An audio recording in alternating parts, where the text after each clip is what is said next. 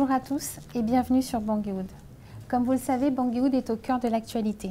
C'est pourquoi aujourd'hui je reçois le ministre des Affaires étrangères, Monsieur Congo Doudou, qui vient nous parler un peu de ce qui s'est passé avec le retrait des troupes tchadiennes. Monsieur le ministre, bonjour. Bonjour. Enchanté. Ok, merci. Merci de me recevoir. Je vous en prie, c'est un plaisir. Est-ce que vous pouvez vous présenter en quelques mots aux Centrafricains et Centrafricaines qui ne vous connaissent pas? Je m'appelle Toussaint Congo Doudou. Je suis le ministre centrafricain des Affaires étrangères, de l'intégration régionale et de la francophonie. Donc j'ai rejoint le gouvernement il y a près de 2 mois maintenant. Et je venais, du moins j'ai rejoint le gouvernement après une longue carrière aux Nations Unies de 32 ans. Donc j'ai voulu apporter ma contribution à la pierre, à l'édifice national. Voilà. Très bien. Donc on sait aujourd'hui, on est le 4 avril, il y a eu un sommet qui s'est tenu à Bruxelles. Est-ce que vous pouvez nous en dire un petit peu plus sur ce sommet et justement comment avez-vous appris la décision des retraits des troupes tchadiennes? D'abord, je vais commencer par la deuxième question sur le retrait des troupes tchadiennes.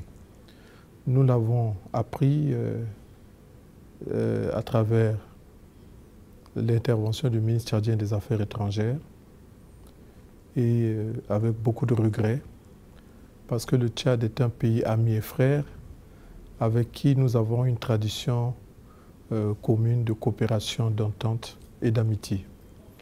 Donc c'est avec beaucoup d'émotion et beaucoup de regrets que nous avons appris ce retrait, car le Tchad nous a toujours accompagnés dans le cadre de la résolution des conflits dans notre pays.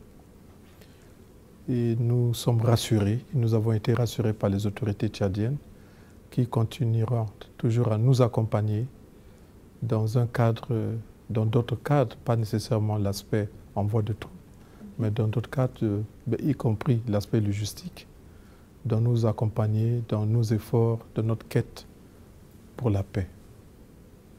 Alors, mais maintenant, par rapport à la première question, nous avons participé avec Madame Samba Panza, présidente du gouvernement de transition.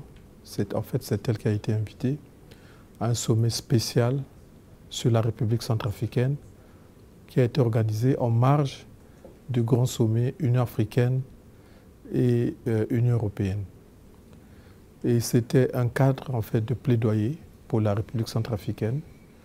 Nous avons participé à ce sommet où Mme Samba Panza a fait un plaidoyer pour l'appui à notre pays sous toutes les formes, que ce soit sur les aspects sécuritaires, humanitaires, en matière électorale, en matière de développement, en matière de dialogue politique.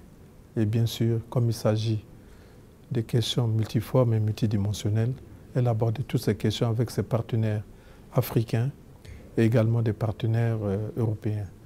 Donc l'accueil a été très chaleureux, très chaleureux, oui, voilà. Beaucoup de soutien. Beaucoup d'annonces de soutien. Mm. Et nous partons de ce sommet avec beaucoup de satisfaction et beaucoup de promesses. Nous formulons seulement l'espoir que ces promesses puissent être tenues. Permettez-moi de revenir sur les Tchadiens. Vous n'en êtes pas sans savoir ce qui s'est passé, les derniers événements qu'il y a eu à Bangui, qu'aujourd'hui le peuple demandait haut et fort, bien sûr, le retrait aussi également de ces troupes. Qu'en pensez-vous?